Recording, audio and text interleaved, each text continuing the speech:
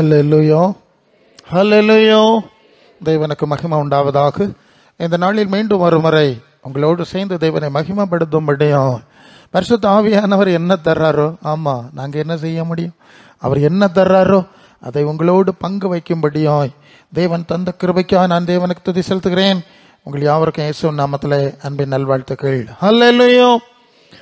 Okay, pastor ஒரு காரியத்தை இப்போ சொன்னாங்க, அதுலேருந்து செய்திக்குள்ளே போயிடுவோமா? அது என்ன செய்தி? அநேகர் வடக்கு தக்கா கடினமான சூழ்நிலையில் ஓடிக்கொண்டிருக்கிறதை பார்த்தேன். நான் திருச்செந்தூர் பக்கத்தில் சுவிசேஷ பணிக்கு சென்றிருந்த போது ஒரு காரியத்தை பார்த்தேன். ஆண்களும் பெண்களும் காலில் செருப்பு போடாமல் மெயின் ரோட்டில் நடந்து போகிறாங்க. கால் புண்ணாயிடுச்சு. செருப்பு போட முடியாமல் அந்த போடலை, செருப்பு தான் போடல, துணி வச்சு செருப்பை போடலை, துணி வச்சு அதை கவர் பண்ணிட்டு ஐயோ நடக்க முடியாது, நான் பொம்பளைகள் போகிறாங்க. மனசுக்குள்ளே நினச்சேன், இப்படி ஜனங்கள் கடினமான காரியம் செய்கிறான். ஒரு சம்பவம் சொல்லட்டா? ஓகே, அப்படியே போல் ரொம்ப தெய்வம் நமக்கு உதவி செய்யட்டும். உங்களுக்கு இயேசு நாமத்தில் வாழ்த்துக்கள். ரொம்ப வருஷத்துக்கு முன்னே நடந்த ஒரு சம்பவம். ஒரு மனிதனை கூரிய ஆயுதங்களால் அப்படி குத்தி, கொக்கி மாதிரி அப்படி சரீரத்தில் குத்தி அவனை அப்படி இப்படி தூக்கி ஒரு பெரிய மரம் மாதிரி ஒன்றில் தொங்க விட்டு ரொம்ப ஆர்ப்பாட்டம் பண்ணி ஏதோ சத்தம் போட்டு கோஷம் போட்டு சந்தோஷப்படுகிற ஒரு காட்சியை நான் பார்த்தேன். உங்களுக்கு புரியும்னு நினைக்கிறேன். சரியா? புரியுமா? புரியுதா? இப்படி போட்டு தூக்கி விட்டு எனக்கு அந்த காட்சி நான் முதல்ல பார்த்தேன். எனக்கு அந்த காட்சி ரொம்ப பயங்கரம்.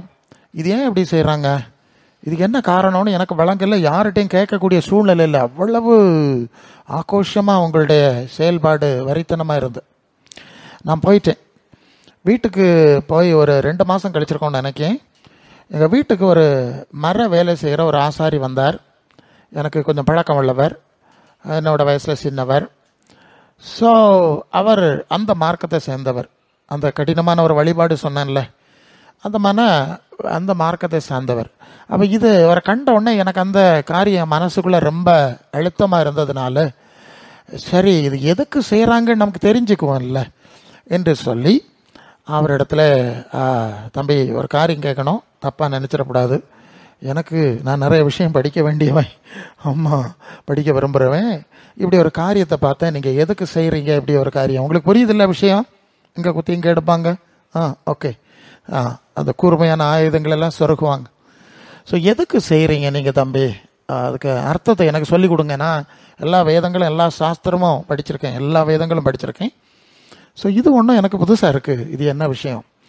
அவர் சொன்னார், சார் எங்கள் குடும்பத்தில் நாங்கள் எவ்வளோ உழைக்கிறோம், பாடுபடுறோம், பிரயாசப்படுறோம், ஒரு மேற்கதியும் இல்லை, ஒரு மேற்கதியும் இல்லை, ஒரே இருட்டு கசப்பு. இது ஏன் இப்படி நடக்குதுன்னு நாங்கள் எங்களை முறைப்படி நாங்கள் ரொம்ப ஆராய்ச்சி பண்ணி முயற்சி பண்ணோம்.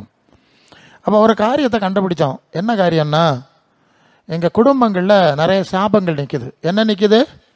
இந்த சாபம் எப்படி வருதுன்னா, எங்களுடைய முன்னோர்கள் செய்த பாவத்தினால, நாங்கள் செய்த பாவங்கள்னால நிறைய சாபங்கள் இருக்குது. அதனால தான் இப்படிப்பட்ட கசப்பான கடினமான காரியங்கள் நடக்குது. அல்லது எங்களுக்கு முன்னால் போக முடியலை, புரியுதா? இருட்டுக்குள்ளே சிக்கிட்டோம். ஸோ இதுக்கு என்ன பரிகாரம் செய்யலாம் அப்படின்லாம் நாங்கள் எங்கள் மார்க்க முறைப்படியெல்லாம் ஆராய்ஞ்ச போது தான் இப்படி ஒரு வழி இருக்குது. நம்ம நாமே காயப்படுத்தணும், நம்ம நாமே ஆயுதங்களால் குத்தணும், இப்படி கடினமான ஒரு வழிபாடு செஞ்சால் அந்த சாபங்கள்லேருந்து ஒரு பரிகாரம் கிடைக்கும். சொல்கிறது புரியுதில்லை உங்களுக்கு? பரிகாரம் கிடைக்கும் அப்படின்னு நாங்கள் புரிஞ்சுக்கிட்டோம். அதனால நாங்கள் இப்படிப்பட்ட காரியத்தை செய்கிறோம் அப்படி என்று அந்த தம்பி சொன்னார். நான் கேட்டேன், தம்பி இவ்வளவு கடினமான ஒரு பரிகாரத்தை நீங்கள் செய்கிறீங்கல்ல, இப்போ உங்களுடைய குடும்பத்தில் உள்ள சாபம் எல்லாம் போயிடுச்சா, உங்களுக்கு வெளிச்சம் வந்ததா, விடுதலை கிடைச்சதா, பாவம் எல்லாம் போயிடுச்சான்னு கேட்டேன். அவர் இப்படி ஒரு கேள்வியை எதிர்பார்க்கல. அவர் ஸ்தம்பிச்சு போய் தான் வேலை செஞ்சுட்டு இருக்க சாமானெல்லாம் இப்படி வச்சுட்டு இப்படியே உட்காந்தார். உட்காந்து ஒரு நிமிஷம் உட்காந்துட்டு சொல்லார், சார் ஒரு நம்பிக்கையில் இதெல்லாம் செய்கிறேன் சார். அல்லேலூயா. ஒவ்வொரு நம்பிக்கையில் ஒவ்வொருத்தர் ஒவ்வொன்றும் செஞ்சிட்டு இருக்கிறான். நான் சொன்னேன், அவர் தாமே நம்முடைய பாடுகளை ஏற்றுக்கொண்டு துக்கங்களை சுமந்தோம், எங்களுக்கு சமாதானத்தை உண்டு பண்ணும் ஆக்கினே. இயேசுவின் மேல வந்துன்னு ஒரு காரியம் இருக்கு. 2000 வருஷம் ஆச்சு. ஆண்டவர் தேவன் தம்முடைய குமாரனை அனுப்பி நம்முடைய பாவங்களுக்கு பரிகாரமாய் அவரை பாவ நிவாரண பலியா சிலுவையில தொங்க விட்டா. கன்னியாகுமரி மாவட்டத்துக்கே மனசிலாக்கலைன்னா வேற யாருக்குங்க மனசிலாக்கணும்? நீங்க சொல்லணும். மற்றவங்களுக்கு தான் தெரியல, இயேசு தெரியல. நம்ம மாவட்டத்துக்கு நிலைமை தெரியும், அவங்களுக்கு தெரியல. இல்லை தெரிஞ்சும் புரியலைன்னா இதுக்கு என்னங்க அர்த்தம்? நீங்க சொல்லுங்க, இதுக்கு என்னங்க அர்த்தம்? நான் ரொம்ப சிந்திக்கிறவன். பாச சொன்னோன்னே எனக்கு மைண்டில் விழுந்துடுச்சு. ஸோ அதனால அதில் இருந்து ஆரம்பித்தேன். நான் அவங்க சுவிசேஷ பிரசங்கம் திறப்பிரசங்கம் பண்ணுறதுக்காக சில சூழ்நிலைக்கு போவோம். அங்கே போய் அவர்கள் எங்களை விரட்டுவாங்க, துரத்துவாங்க, அடிப்பாங்க, அப்படிலாம் தப்பி வந்திருக்கோம். ஒரு இடத்துல இந்த மாதிரி மைக்கெல்லாம் மாட்டிக்கிட்டு, அது இன்னொரு பாஸ்டர் தான் பிரசங்கம் பண்ணோம். நாங்கள் 2-3 பேர் போவோம், மாறி மாறி பேசுவோம். அன்னைக்கும் ஓடி வந்தார் ஒருத்தர், அவர் அடிக்க வந்தார். நான் இடையில புகுந்தனா தலையில் ஹெல்மெட் வச்சுருந்தேன் அப்படின்னு அவர் அடித்த அடி எனக்கு ஹெல்மெட்டில் பட்டுச்சு. அதனால் அவர் தப்புனார். சரியா? ஸோ இப்படி ஆனோன்னு கொஞ்சம் டென்ஷன் மனசுக்குள்ள இப்படி ஆகி போச்சு. உடனே அடுத்தது என்ன செஞ்சோன்னா, உடனே பைக்கெல்லாம் எடுத்துட்டு கொஞ்சம் அந்த பக்கம் தள்ளி ஒரு தனியாக மரங்கள் எல்லாம் அடர்ந்த ஒரு சூழ்நிலைக்கு போனோம். போய் உடனே ஒரு ப்ரே பண்ணணும். அடுத்த ஸ்டேஜுக்கு போகிறப்ப என்ன செய்யணும்? ஒரு ப்ரே பண்ணி வழிநடத்தல் பார்த்து அடுத்தது போனோம். என் மனசில் ஆண்டவர் ஒரு வார்த்தையை போட்டார். நான் சொன்னேன், எனக்கு ஒரு வார்த்தை இருக்கு, நான் சொல்லணும். என்ன வார்த்தை தெரியுமா? நான் மனசில், ஆண்டவரே இப்படி உம்முடைய வார்த்தை தான் சொல்ல வந்தோம், உம்முடைய காரியத்தை தான் செய்ய வந்தோம், இப்படி பண்ணிட்டாங்களேன்னு சங்கடம் வந்தோன்னு எனக்கு ஒரு ஆண்டவர் ஒரு வார்த்தையை தந்தார். சபையை ஸ்திரப்படுத்து, சக்திப்படுத்து. ஹல்லேலூயா. என்ன வார்த்தை? சபையை ஸ்திரப்படுத்து, சக்திப்படுத்து. அது என்னன்னு ஆண்டவர்கிட்ட கேட்டா சொல்றாரு, அப்போஸ்தலர் 2:43 2:40-41 இருந்து அவர்களுடைய அப்போஸ்தல உபதேசத்திலும் அந்யோன்யத்திலும் அப்பம் பிற்கிறதிலும் உறுதியாய் தரித்திருந்தார்கள். அது 23 என்ன சொல்லுது? 23 எல்லாருக்கும் என்ன உண்டாயிட்டுங்க?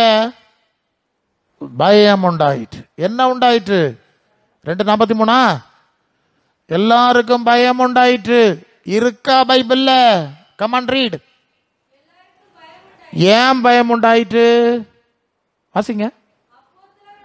அப்போஸ்தலர்களாலே அநேக அற்புதங்களும் அடையாளங்களும் செய்யப்பட்டதுனால பயம் உண்டாயிற்று. ஆண்டவர் போட்ட வார்த்தை. அல்ல இப்ப உங்களை விரட்டுறேன், உங்களை கண்டு அவங்க பயப்பட மாட்டேங்கிறான். ஆனா ஒரு நாள் இருந்து தெரியுமா, எல்லாருக்கும் பயம் உண்டாயிற்று, எல்லா ஜனங்களுக்கும் ஒரு நடுக்கம் உண்டாயிற்று. அது எப்படி உண்டாயிட்டுன்னா, கர்த்தருடைய சபையில், ஆதி திருச்சபையில் அப்போஸ்தலர்கள் மூலம் வல்லமையான காரியங்களை தேவன் செய்தார். அதனால பயம் உண்டாயிற்று. நான் நினைச்சேன், அவர் நேற்றும் என்றும் என்று மாறாதவர், என் கை குறுகி பகலெல்லாம் பேசுறவர். இப்ப மட்டும் ஏன் நடக்கல? என்ன இப்பவும் இயேசுன்னு சொல்றான்ல, பைபிள் வச்சிருக்கோம்ல, பல மாதிரி ஜெபம் பண்றான்ல, சாப்பிட்டு ஜெபம், சாப்பிடாத ஜெபம், அம்மா உறங்கி ஜெபம், உறங்கா ஜெபம், ஓகே ஓகே ஓகே நடக்கட்டும். எல்லாம் நடந்தும் மற்றவங்களுக்கு பயம் உண்டாக மாட்டேங்குது இல்லை? அதுதான் நாங்களாம் இதெல்லாம் இந்த இன்வால்வ் ஆகும், நாங்களாம் ஈடுபடுறவங்க தான். ஆனாலும் எங்களுக்கு திருப்தி வராது. இதை தாண்டி இருந்தாலும் ஒன்றும் நடக்க மாட்டேங்குது. என்னன்னு கேட்டா, ஒரு பாட்டு பாடுவோம்ல, ஆதி அப்போஸ்தலர் காலம் நடந்த அற்புதங்கள் நாம் இன்றும் காணுவோம். அப்படிதானங்க? பாட்டெல்லாம் நல்லா பாடுவோம், பல தடவை பாடி பாடி பார்க்கத்தான் செய்யறோம், காரியம் தான் நடக்க மாட்டேங்குது. சரிதானுங்களா? ஓகே, புரியுதா உங்களுக்கு? அப்ப என்ன காரணம்னா, ஆதி அப்போஸ்தல அற்புதத்துல எல்லாருக்கும் ஆசை இருக்கு, ஆதி அப்போஸ்தல அனுபவம் தான் இல்லை. அல்ல புரியணும்னு நினைக்கிறேன். சபை, ஆதி திருச்சபையின் அனுபவத்துக்கு திரும்ப வேண்டாம். அது எந்த பிரிவுங்கிறதெல்லாம் பேச்சு கிடையாது. தொடர்ந்து ஆவியானவர் எனக்குள்ள பேசுற விஷயம் இதுதான். டேய், ஆதி அப்போஸ்தல அனுபவத்துக்கு திரும்பணும், சபையை திருப்பணும், ஜனங்களை திருப்பணும். அப்பதான் இந்த வல்லமையான காரியத்தை பார்க்க முடியும். அல்லேலூயா. நீங்க அதுக்கு தயாரா இருக்கீங்களா? நான் எல்லா சபைக்கும் தான் பேசிட்டு வர்றேன். அல்லேலூயா. 2000 வருஷம் ஆச்சு. நமக்கு கொஞ்சம் போல ஒரு சின்ன விசாலமான சூழ்நிலை இருக்கு.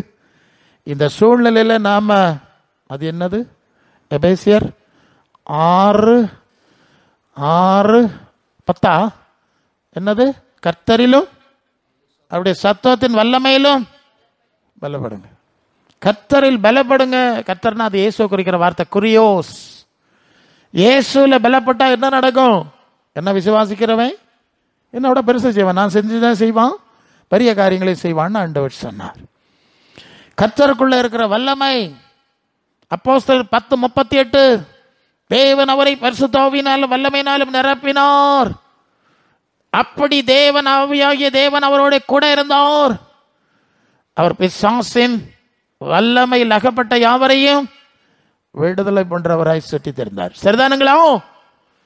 அப்ப இயேசு செஞ்சதை செய்யணும். அவரோட பெருசு செய்யறது 2வதுதான். ஆதி அப்போஸ்தல அனுபவம் வேணும்னா என்ன செய்யணும்? கர்த்தரிலும் அவருடைய சத்துவத்தின் வல்லமையிலும் பலப்படணும். சரிதானா? சரி, அது எப்படி பலப்படுறதுன்னு பார்ப்போம். ஆவியானவர் எப்படி கொண்டு போறார பார்ப்போம். அல்லேலூயா. முதலாவது காரியம் மனுஷன் பாவத்திலும் சாபத்திலும் சாத்தானுடைய அதிகாரத்திலும் சிக்கி இருக்கிறது உண்மை. அவன் அதை நம்பினாலும் சரி நம்பாட்டாலும் சரி, அவன் அதுக்குள்ளதான் சிக்கி இருக்கிறான். வசனம் எடுத்தா நான் ரொம்ப பேசிடுவேன். எபேசியர் 2:2 எப்படி, உலக வழக்கத்தின்படியாய் கீழ்ப்படியாமையின் பிள்ளைகளிடத்தில் கிரியை செய்கிற ஆகாயத்து அதிகார பிரபுவின் ஆவிக்கேற்றபடி நடந்து கொண்டு வருகிறார்கள். 2 தீமோத்தேயு 2:26 பிசாசானவனுடைய இச்சையின்படி செய்ய அவனால் பிடிக்கப்பட்டிருக்கிறவர்கள் மயக்கம் தெளியும்படி சாந்தமா உபதேசம் பண்ணும். சரிதானுங்களா? எல்லாரும் பிசாசனுடைய பிடியில இருக்கிறாங்க. தெளிவா சொன்னா பேசியர் 4ஆம் அதிகாரத்தில் மோசம் போக்கும் இச்சைகளாலே கெட்டு போற பழைய மனுஷன் என்ன செய்யணும்? களைஞ்சு போட்டணும். 22 முந்திர நடக்கக்கூடிய மோசம் போக்கு இச்சைகளாலே கெட்டு போற பழைய மனுஷனை களைந்து போட்டு உங்கள் உள்ளத்திலே புதிதான ஆவி உள்ளவர்கள் ஆகணும். அல்லேலூயா. பழைய ஆவி ஆகாயத்து அதிகார பிரபுவின் ஆவி. பழைய ஆவி மோசம் போக்கு இச்சைகளை தூண்டி அவனை அமிழ்த்துகிற ஆவி. அல்லேலூயா. வியாதி பலவீனங்களுக்கெல்லாம் பலவேளை மருத்துவத்துக்கு எதிராக நான் பேசல, ஆனா பல வியாதிகளுக்கு காரணம் பிசாஸ். ஒரு முறை நான் ஒரு சபையில் ஒரு ஞாயிற்றுக்கிழமை நான் பிரசங்கம் பண்ணணும். பாஸ்டர் அங்கே கிடையாது. பாஸ்டர் நீங்கள் எல்லாம் நடத்திட்டு போயிருங்க, நான் காலையில் 6 மணிலேருந்தே ஓடுறவேன். ஒரு ஞாயிற்றுக்கிழமை, இப்போ சமீபத்தில் ஒரு ஞாயிற்றுக்கிழமை 5 பிரசங்கம் பண்ணேன். காலையில் 8 மணிலேருந்து ராத்திரி 9 மணி வரை அப்படி ஓடிக்கிட்டே நடக்கிறவன். ஸோ அவருக்கு தெரியும். அவர் சொன்னார், இதில் இந்த ஆராதனையை முடிச்சுட்டு 8 மணி to 10:30 முடிச்சுட்டு நீங்கள் அடுத்த இடத்துக்கு போங்க. நான் போனேன், செய்த கூட்டம்லாம் நடத்தியாச்சு, பிரசங்கெல்லாம் முடிச்சாச்சு. நான் பேக்கை எடுத்துகிட்டு எனக்கு ஆத்திரம் அடுத்த இடத்துக்கு ஓடணும்னு ஓடுனா அந்த மூப்பர் சொன்னார், இல்லை இங்கெல்லாம் ஜோம் பண்ணிட்டு போங்க, மாஸ்டர் இருந்தால் அவர் ஜோம் பண்ணுவார், நீங்கள் ஜோம் பண்ணிட்டு போங்க அப்படின்னார். ஓகே, பேக்கை கீழே வச்சுட்டு எல்லாம் வரிசையில் வந்து நிற்கிறேன். அந்த பக்கத்தில் இருந்தே ஜோம் பண்ணிட்டு வந்தேன். சின்ன பிள்ளை இல்லை, டக் டக் டக்குன்னு வந்துட்டு ஒரு 45 50 வயசு இருக்கலாம்னு நினைக்கிறேன். ஒரு தாயார் முழங்கால நின்னாங்க. நான் யார்கிட்டையுமே ஒன்றும் கேட்கறது கிடையாது. சரமாரி ஜோம் பண்ணோம், இல்லைன்னா அந்நிய பாஷையிலே ஜோம் பண்ணிட்டு போயிடும். ஏன்னா ஆவியானவருக்கு தெரியும்ல, எல்லாம் கேட்டுட்டு இருக்க வேண்டிய அவசியம் இல்லை. இட்ஸ் மை, அதுதான் எனக்கு முறை. ஓகே, என்னமோ அவங்கள்ட்ட தெரியாமல் கேட்டேன், உங்களுக்கு எதுக்குமா நான் ஜோம் பண்ணோன்னு கேட்டேன். அந்த அம்மா சொன்னாங்க, எனக்கு பல விதமான பலவீனங்கள். எப்படிங்க, என்ன சொல்றது, காலையில் காய்ச்சல், மத்தியானம் தலைவலி, சாயங்காலம் இடுப்பு வலி, நெஞ்சு வலி, மாறி மாறி வந்துட்டு இருக்கு. இதை என்ன கேட்டகரியில சேர்க்கறது? பலவிதமான பலவீனங்கள் பாஸ்டர். ஓகே, நான் தப்பா கேட்டேன் போல இருக்கு. அந்த அம்மா சரி சரி கேட்கல. தலையில கையை வச்சேன், சிபாட்டாஃபா லாரி ரிபி பனாடா 2-3 அந்நிய பாஷை பேசினேன். இந்த தலை இப்படி லேசாக வைப்ரேட் ஆக ஆரம்பிச்சது. நான் தலைமுடியோட பிடிச்சிட்டேன், அந்த துணியெல்லாம் சேர்த்து பிடிச்சிட்டேன். நமக்கு தெரியும், இந்த அனுபவம் இருக்கனால பட்டார்னு தூக்கி தரையில் அடிச்சிட்டு அடிச்சுட்டு என்ன வேகமாக அடிச்சிட்டு நல்ல காலம் தலையை பிடிச்சதுனால தலை அடிபடலை, கீழே வச்சேன். இங்கே இருந்து அங்கே உருண்டு அங்கேருந்து இங்கே உருண்டு இயேசு நாமத்தில் போனேன், சமாதானம்னே, ஓகே அமைதி காம். நான் அடுத்த ஆளுகளுக்கு ஜோம் பண்ணேன். 2-3 ஆள் ஜோம் பண்ணிட்டு இப்படியே திரும்பி பார்த்தேன். இந்த அம்மா என்ன செய்யுதுன்னு பார்த்தா அழுதுகிட்டே படுத்து கிடக்கு. என்னதே ஏன் தெரியுமா? அதுக்கு நோய் இருந்தது தான் தெரியும், தனக்குள்ள பேய் இருந்தது தெரியும். அல்ல இல்லையா? அது நோயின்னு நினச்சி ஆஸ்பத்திரிக்கு போயிருக்கோம். சொன்னால் ஒவ்வொன்றா நான் சொல்லிட்டு போயிடுவேன் நேரம். அப்போ பிசாசுனால அநேக வியாதி வருது, அது அநேகருக்கு புரியலை. அவன் ஆஸ்பத்திரியில் போனால் மாறி மாறி காட்டிக்கிட்டு இருக்கோம், பணத்தை எல்லாம் வாங்கிட்டு இருக்கோம். அதனால தான் பொதுவாக முதல்ல ஜப வீடு தான். அல்ல இல்லையோ? இப்போ தான் எடுத்தோன்னு ஆஸ்பத்திரி, பண்டெல்லாம் அப்படி கிடையாது. எல்லாம் ஜப வீட்டில் தான் முதல்ல. காஞ்சிரகோட்டில் கிருபாசனம் கிறிஸ்தவன் சபை அங்கெல்லாம் காஞ்சிரகோட்டை கொண்டு போங்க, காஞ்சிரகோட்டை கொண்டு போங்கன்னு ஆளுவெல்லாம் விரட்டிடுவா. ஒரு ஆளுக்கு சோக்கேடுனா பேய் பிடினா இந்த காலத்துலாம் கிம்ஸு கொண்டு போங்க, அந்த ஆஸ்பத்திரி கொண்டு போங்கலாம் சொல்லி கேட்டிருக்கோம். அதுங்க ஒரு நல்ல ஆஸ்பத்திரி அங்கே கொண்டு போங்கன்னு ஆளுவ சொல்லுவாங்க. அந்த காலம் கிருபாசனத்துக்கு கொண்டு போங்க. எப்படி நான் அங்கே ஜான்சன் எடுத்தோம்ல காஞ்சிரோடு கிருபாசனத்துக்கு கொண்டு போங்க. அப்படி தான் சபை கட்டப்படுங்க. புரியுதா நான் சொல்கிறதே? ஆமாம், வருஷத்துக்கு 3 கன்வென்ஷன் வைக்கணும், 1 லட்ச ரூபா செலவு. எத்தனை ஆத்மா ஆதாயம் ஆச்சுன்னு கேட்டால் ஒன்றும் இல்லை. இல்லை அன்னைக்கு கன்வென்ஷனும் இல்லை, படமும் இல்லை, எல்லாம் அற்புதம் நடந்ததுங்க. அவன் ஒரு சுகமாயி அடுத்த ஆளுக்கு எல்லாம் வந்து நிறைஞ்சிட்டு சொந்தக்காரெல்லாம் கூப்பிட்டு வந்துடுவாங்க. அப்படிதான் சபை கட்டப்பட்டு. சரிதாங்களா? ஈஸியன் சிம்பிள். ஒரு ஊழியம் கட்டப்படுறதுக்கு பணம் வேண்டாம். சிலர் சொல்கிறாங்க பணம் வேணாம் பாசாரு, அதெல்லாம் சொல்லாத, தேவனுடைய கிருபை வேணும்னு சொல்லு. எல்லாம் விற்று கொண்டு வச்சிருவான் அவன் காலில். அப்படித்தானேங்க ஆதி திருச்சபை எல்லாம் விற்று கொண்டு வச்சுட்டாங்கல்ல. இதுக்கு பணம் எண்ணெய்க்கு நேரம் இல்லை, எடுத்துகிட்டு போங்கடா எங்களுக்கு ஜோம் பண்ணோன்னு ஓடி போயிட்டாங்க. அல்ல இல்லையோ? புரியுதா நான் சொல்கிறதே? தேவ கிருபை வேணாம், பணம் வேண்டாம். நீ பைபிள் காலேஜில் படித்தே இல்லையோ, கர்த்தருடைய பாதத்தில் இருந்து படிச்சுட்டு வா, சரியா? ஸோ இந்த அனுபவம் நமக்கு வேணும். புரிஞ்சுட்டு நினைக்கிறேன் உங்களுக்கு. அப்போ எல்லாரும் பாவத்திலும் சாபத்திலும் சிக்கி இருக்கிறதுனால பாவ பரிகாரம் தேடிதான். சிலவன் தலைகிழாத்தவன் இருக்கிறான், சிலவன் வெயிலில் ஓடுறான், சில வேற செய்கிறான். பின்னால் ஒரு காரியம் இருக்குங்க, அதை அவன் சொல்லலை. நீங்கள் கேட்டு விசாரிச்சிருந்தா சொல்லியிருப்பான். என்கிட்ட சொன்னதுனால தானே சொன்னேன். சரி, இப்படியெல்லாம் செஞ்சாவது உருப்பட்டாங்களான்னு பார்த்தா பாவம் இல்லை. சொன்னால் கொஞ்சம் சமயம் போயிருமே, அதான் வந்துகிட்டே இருக்கு. எங்கள் ஊர் பக்கத்தில் ஒரு ஆள் இப்படி தான், ஒரு தாயாருக்கு ஒரு மகன். அவன் அவங்க இந்த மார்க்கத்தை சேர்ந்தவங்க. அவன் புருஷன் கிடையாது. ஸோ அதனால் இந்த தாய் அந்த பையனை நம்பி தான் வாழ்ந்துட்டு இருந்தது. அந்த பையன் என்ன பண்ணுவான், ஊரில் போய் சண்டை உண்டாக்கிட்டு வந்துடுவான் வாலிபத்தில். அம்மா அந்த பயலை உயிரோட வைப்பாங்களான்னு தெரியாதுங்கிற மாதிரி நிலைமை. இந்த அம்மா அழுது தான் வாழ்ந்த மோனே, எனக்கு நிலைமை எப்படி இருக்கு, நீ எப்படி. ஸோ அவங்க என்ன பண்ணுவாங்கன்னா, அந்த பையனுக்கு ஒரு நல்ல புத்தி வரணும்னு சொல்லி அவங்க மார்க்கத்தினுடைய எல்லா வழிபாடுகள் நிறைய இருக்குது. ஒவ்வொரு மாதத்துக்கு ஒன்று இல்லையா, அந்த சீசன் இது, இந்த சீசன் இதுன்னெலாம் நிறைய சீசனல் வர்ஷிப்ஸ் நிறைய இருக்குது. அதெல்லாம் உங்களுக்கு தெரியும்ல. இந்த சீசனில் இதை செய்வாங்க, இந்த சீசனில் இதை செய்வாங்க, நிறைய இருக்குது. அதெல்லாம் செய்வாங்க. சில சீசனில் நான் சொன்ன மாதிரி இங்கே குத்தி இங்கே எடுப்பாங்க. சரி, இதில் ஓகே எல்லாம் நிறைய இருக்குது. அது அவங்க வழிபாடு, அதை ஒன்றும் விமர்சனம் பண்ணலை. அது அவங்க உரிமை. நம்ம பரிதாபப்படுறோம் இல்லையா, இவ்வளோவெல்லாம் செஞ்சீங்க உங்களுக்கு ஒன்றும் கிடைக்கலையே தம்பிங்கிற ஒரு பரிதாபத்தில் தான் பேசிகிட்டு இருக்கிறோம். சரிதானே? இந்த பையனுக்கு அப்படி செஞ்சாங்க.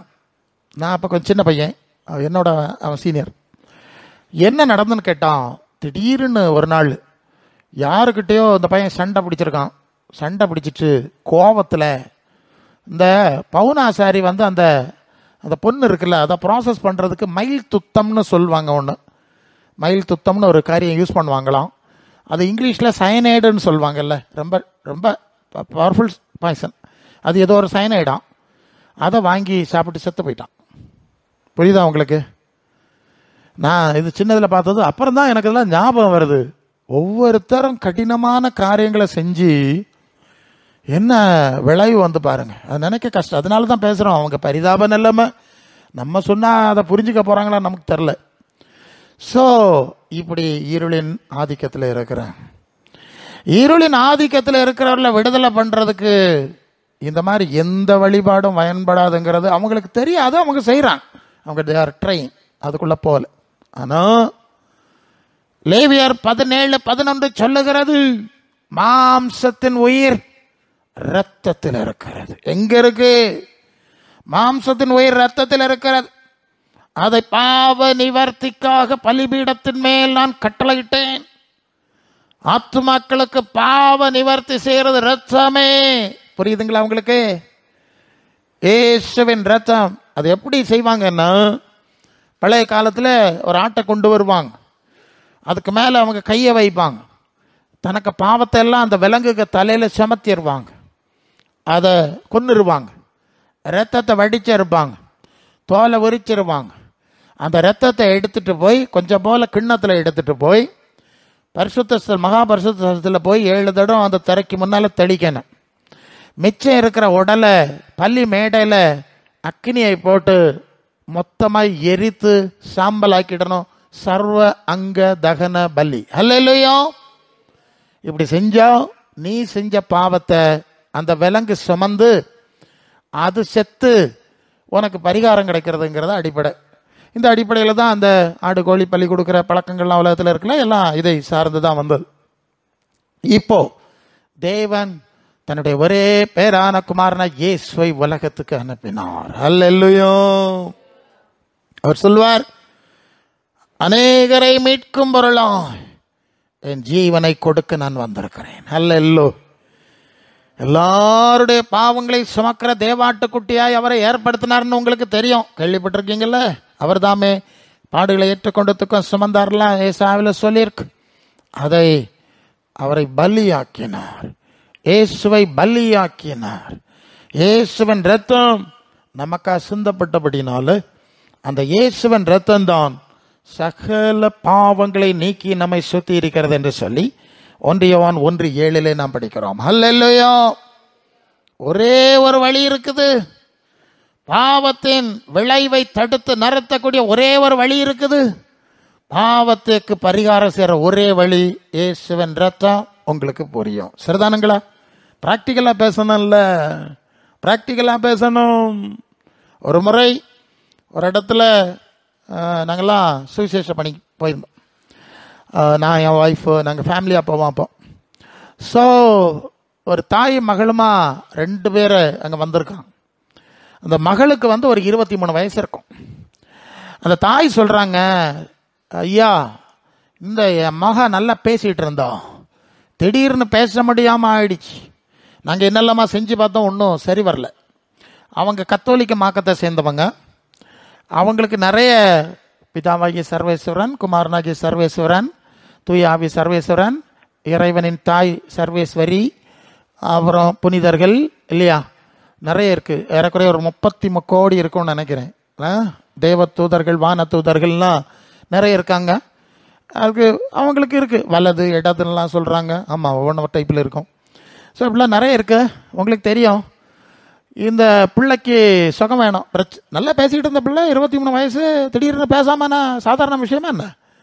எடுத்துட்டு ஒவ்வொரு இடத்துக்காக போனாங்க. ஒவ்வொரு புண்ணிய செல்லமாக சுற்றிருக்காங்க, சுற்றினாங்க, உருண்டாங்க, புரண்டாங்க, எல்லாம் செஞ்சுருக்காங்க. டயர்டாயிட்டாங்க. இது நீ உருப்படாது, சரி வராது, இனி பேச மாட்டான், ஒதுக்கியாச்சு. இப்படி இருக்கவள நான் அங்கே உள்ள ஏதோ ஒரு பொம்பளை சொல்லியிருக்கு, இங்கே ஒரு பிரசங்கியார் வருவார், அவர் சுகம் பண்ணுவார்ன்ட்டு, நான் ஞாயிற்றுக்கிழமை சாயங்காலம் மற்ற இடத்துல பிரசங்கம் பண்ணிட்டு இப்படி அங்கே போவேன் அப்படி சொன்னேன். உடனே அது கூட்டிகிட்டு வந்துட்டாங்க. அவங்க சொன்னாங்க, நல்லா கூட்டிகிட்டு வந்தேன் அப்படின்னாங்க. நான் சொன்னேன், நல்லா பேசிகிட்டு இருந்தான்னு சொல்கிறீங்க, திடீர்னு பேச முடியாதுன்னு சொல்கிறீங்க, இவன் இந்த வாயால் யார் யாரை என்னென்ன பேசினாலோ தெரியலையே. புரியுதா உங்களுக்கு? சொல்லுது போட்டு என்ன செய்யது, உலகத்துக்கு நிலைமை அப்படி இருக்கு இல்லையா, நம்ம சூழ்நிலை அப்படி இப்படி வந்தால் நம்ம என்ன கரெக்ட் பரிசுத்தமாக நாட்டா நடக்கிறோம். சரி போட்டு நான் சொன்னேன், இந்த பிரச்சனையை தீர்க்க என்னால முடியாது. ஏன் முடியாதுன்னா, இந்த பிரச்சனைக்கு ஒரு காரணம் இருக்கிறது. அந்த காரணத்தை முதல்ல வெளியே எடுக்கணும்.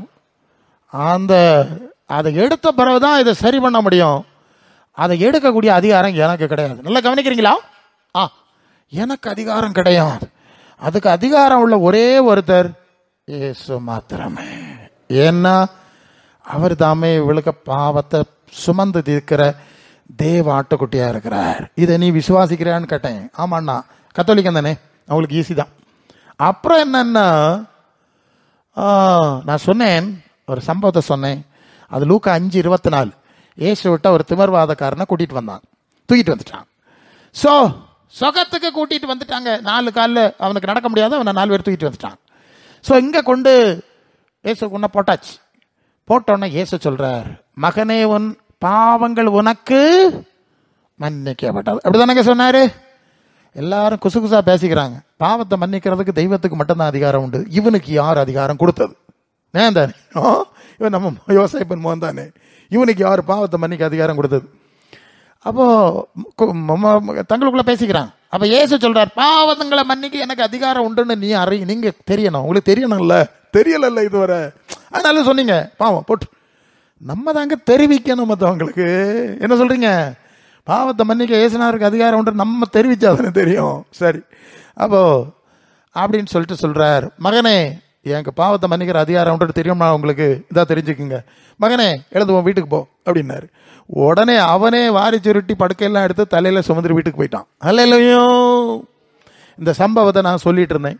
நான் சொன்னேன், அவருக்கு மட்டும்தான் பாவத்தை மன்னிக்க அதிகாரம் இருக்கு, அவருக்கு மட்டும்தான் விடுதலை கொடுக்க அதிகாரம் இருக்கு. இதை விசுவாசிக்கிறான்னு கேட்டேன் அவள்கிட்ட. அவ தலையாட்டுறா, பேச முடியாதுல நிக்கிறா.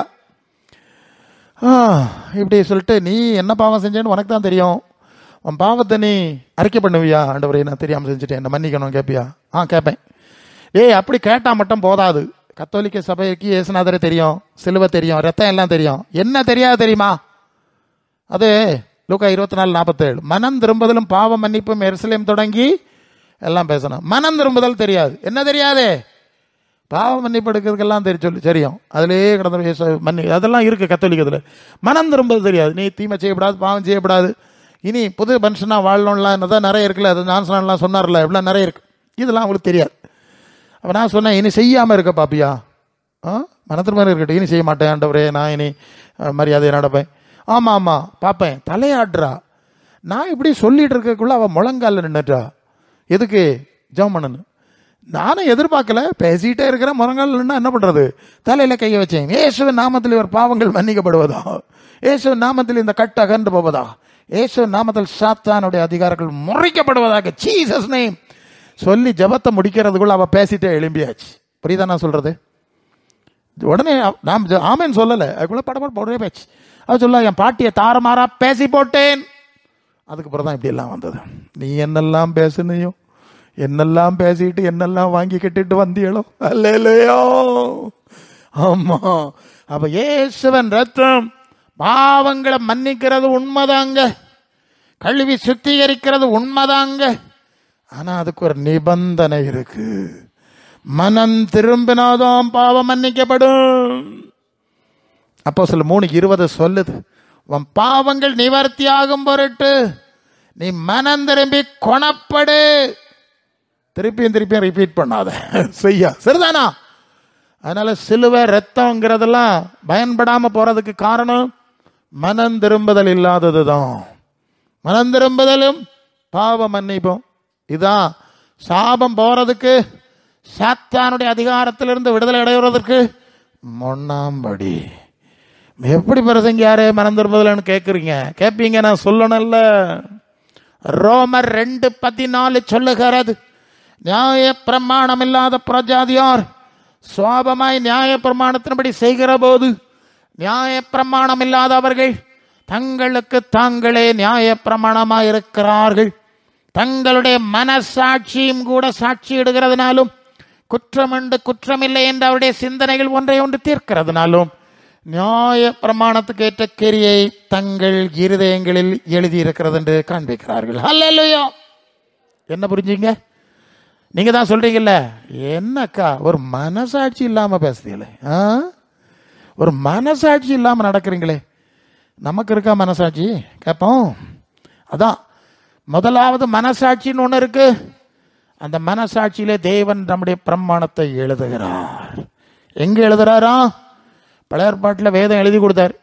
அப்புறம் எரேமியாவை கொண்டு சொல்றார், இனி நாட்கள் வரும்போது என் பிரமாணங்களை எங்க எழுதுவோம் தெரியுமா? மனசாட்சியிலே எழுதுவேன், மனசாட்சியிலே எழுதுவேன். எரேமியா 31:33 அதை அவர்கள் இருதயங்களிலே எழுதுவேன். இருதயங்களிலே, மனசுல எழுதுறாருங்க. மனசாட்சியிலே உங்களுக்கு இது சரி தப்புன்னு ஒரு உணர்வு இருக்குல்ல, அதை பயன்படுத்தி என்னெல்லாம் விஷயங்கள் உங்களுக்கு தப்பு மாதிரி உணர்த்தப்படுதோ அது எல்லாத்தையும் உடனே நீங்கள் அறிக்கை பண்ணி மனம் திரும்ப வேண்டும். அல்லேலூயா. எபிரேயர் 8:10 இருக்குல்ல? ஆமாம், 8:10 இருக்கு. என்னுடைய பிரமாணங்களை உங்கள் இருதயத்தில் எழுதுவேன். எங்க பிரமாணம் இருக்கு? உன் மனசாட்சி தான். உன் மனசாட்சியில என்னெல்லாம் காரியத்தை தேவன் உணர்த்துறாரோ அந்த பாவத்தை எல்லாம் அறிக்கை பண்ணி, பாவந்தான் பாவியாகிய மேல் கிருபையாயிரும். யார்கிட்ட அறிக்கை பண்ணணும்? யார்கிட்ட அறிக்கை பண்ணணும்? அவன் பாவங்களை சுமந்து தீர்த்த தேவ ஆட்டுக்குட்டி ஆண்டவர் தான் விசுவாசிச்சு அறிக்கை பண்ணணும். இல்லையோ வேற மாதிரி அறிக்கை பண்ணாத. அது யோவான் 2:5 சொல்லுகிறது. யோவான் 2:5, கணவர் கல்யாண வீட்டில் ரசம் தீர்ந்து போச்சு. எல்லாரும் வந்து மரியா அம்மாவுக்கிட்ட சுத்தி, அம்மா ரசமில்லை, அம்மா ரசமில்லை அப்படிங்கிறாங்க. ஏன்னா இயேசுக்கு அம்மா அவங்க. அதுக்கு முன்னாலே ஏதாவது அற்புதங்களை பார்த்துருக்கலாம்னு நினைக்கிறேன். அந்த அம்மா நேர போய் இயேசுகிட்ட போச்சு. இயேசு சொன்னார், ஸ்திரியே உனக்கும் எனக்கு என்ன, என் வேலை இன்னும் வரவில்லை அப்படின்னு ஒரு போடு போட்டார். போட்டாரா? அம்மா என் வேலை வரல, அந்த மொழிபெயர். இந்த அம்மா ஒதுங்கிச்சு. ஏன் ஒதுங்கிட்டேன்னா, இந்த அம்மாவுக்கு நல்லா தெரியும், 12 வயசுல தேவாலயத்திலே பண்டிகைக்கு போயிட்டு பையனை தவற விட்டுட்டு வீட்டுக்கு போயிட்டான். போய் ரொம்ப தூரம் போன பிறகுதான் திருப்பி வந்து பாரு, ஐயோ இயேசுவை காணல. தேடி எருசலேம் திருக்கோவிலுக்கு வந்தார்கள். அங்க பார்த்தா இவர் அங்குள்ள வேதபாரகர், அங்குள்ள வல்லுநர்களோடு வேத காரியங்களை குறித்து பேசிட்டு நிற்கிறார். சரிதானே? உங்களுக்கு தெரியுமா? அது தெரியுமா? அந்த அம்மா கேட்குறாங்க, மகனே ஏண்டா இப்படி செஞ்சா? நானும் உன் தகப்பனும் ரொம்ப கவலைப்பட்டு ஒன்ன தேடணும்னு சொன்ன. ஆண்டவர் கேட்கிறார், நீங்க என்னத்துக்கு என்ன தேடனிய? நான் என் பிதாவுக்கு அடுத்தவளில் இருக்க வேண்டும் என்று உங்களுக்கு தெரியாதா சொன்னாரா? மரியா சொல்றாங்க, நானும் உனக்கு அப்பனா, யோசேப்பு தாண்டா உனக்கு அப்பன். ஏசுனார் சொல்றாரு, என்னம்மா பேசுற நீ? கர்த்தருடைய தூதன் வந்து என்னம்மா சொன்னா உங்ககிட்ட? பரிசுத்த ஆவியானவர் உண்மையில் நிழலிடம் ஒரு தேவகுமாரன்னு சொன்னாரு, நீ யோசேப்புக்கு மோங்கிற, நீ என் பிதா. புரியுதா உங்களுக்கு? அங்க இருக்கிறார். அதனால இந்த அம்மா புரிஞ்சுட்டு, இந்த பிள்ளைக்கு வாழ்க்கை விசித்திரம்தான், அதனால அவர் ஏதாவது சொன்னா ஒதுங்கிடுவாங்க. இந்த அம்மா ஒதுங்கி போய் அங்குள்ள வேலைக்காரமார்கிட்ட சொல்லிட்டுதான், என்ன சுத்தி சுத்தி வராதுங்க. எப்படிங்க? என்ன சுத்தி சுத்தி வராதுங்க? ஏசுனாரு, அவரு கிட்ட போய் நின்றுடுங்க. அங்க இருக்க சொல்றேன், இருக்கான்னு வாஸ்து பார்த்துக்க. அவருக்கு பக்கத்துல போய் நின்று கொள்ளுங்கள். அவர் உங்களுக்கு என்னவெல்லாம் சொல்லுகிறாரோ அதெல்லாம் செஞ்சா உங்க காரியம் நடக்கும். இப்ப புரிஞ்சா? அதான் இங்கெல்லாம் நிறைய சுத்திட்டு வந்ததுனால ஆதாரபூர்வமா பேசிட்டு இருக்கிறேன். ஏசுனாருடைய பாதத்தில் உட்கார்ந்துருந்தா, பாவ அறிக்கை செஞ்சிருந்தா, பாவத்தை மன்னிச்சு விடுதலை கொடுத்துருப்பாரு. வேற எங்கேயோ போய் சுத்தி, வருஷக்கணக்கா சுத்தி, பணத்தை எல்லாம் வலது இடது காரியங்களுக்கு சுத்தி என்ன கண்டாங்களாம்? அல்லையோ? சரி, அப்படி சொல்லி ஆண்டவர் அற்புதம் செஞ்சார். அப்ப பாவ அறிக்கை செய், மனம் திரும்பு, இனி இப்படி இருக்க மாட்டேன் ஆண்டவரே, இனி உமக்கு பிரியமான நடப்பேன்னு நீ அர்ப்பணிச்சேன்னு சொன்னா இயேசுவன் ரத்தம் அவன் பாவங்களை மன்னிக்கும். அந்த பாவத்தின் விளைவது என்ன சாபமோ ஒவ்வொருத்தருக்கும் ஒவ்வொரு மாதிரி, அதுல இருந்து விடுதலையை கொடுக்கும். அல்லேலூயா. அடுத்து என்ன செய்யணும்? ரோமர் 6:22, நீங்கள் இப்பொழுது பாவத்திலிருந்து விடுதலையாக்கப்பட்டு தேவனுக்கு அடிமைகளானதினால் பரிசுத்தமாகுதல் கிடைக்கும் பலன் முடிவோ நித்திய ஜீவன். அல்லேலூயா. பாவத்திலிருந்து விடுதலை கிடைச்சாச்சு, சாபத்திலிருந்து விடுதலை கிடைச்சாச்சு, சாத்தானுகிட்ட விடுதலை கிடைச்சாச்சுன்னு நீ சுத்திக்கிட்டு நடந்தா போன பேய் வேற வழியில் ஓடி வருவான். சரியா? அவன் வடக்கோடியும் தெக்கோடியும் வருவான். அப்ப என்ன செய்யணும்? இனி சாத்தானுக்கு அடிமையா இருக்கப்படாது, தேவனுக்கு அடிமையா மாறிவிட வேண்டும். அல்லேலூயா. அடுத்த பிரச்சனை இதுதாங்க. நோக்கியும் பேக்கியும் தான் நம்ம கூட்டத்துக்கு வருவோம், நோயும் பையும் போனோன்னா ஓடி போயிடுவோம். அதான் பாச சொன்னார்ல, ஒரு பார்ட்டிய வந்தீங்களா, வந்தாங்களா, வரலையாம்மா அதானே அதானே வருவாங்க. நாங்க அவ்வளவுதான். சரி, ஆண்டவர் பெரிய காரியம் செஞ்சார், ஆண்டவரை நான் மறந்துட மாட்டாங்கன்னு நினைச்சா வேற ஒரு இடம்னா இதுக்கு முன்ன போயிருப்பாங்க, அது வேற விஷயம். ஆமா, நாங்க சாவூரே இருப்போம். ஒருத்தர் சொன்னாரு, அவருக்கு ஒரு சோக்கேடு, அவர் இப்ப ஊழியக்காரரு, 7 ஊர் இறந்து. எப்படிங்க 7 ஊர் இறந்து? கேள்விப்பட்டிருக்கீங்களா? கூட்டத்துக்கு வேணா வரமாட்டான்.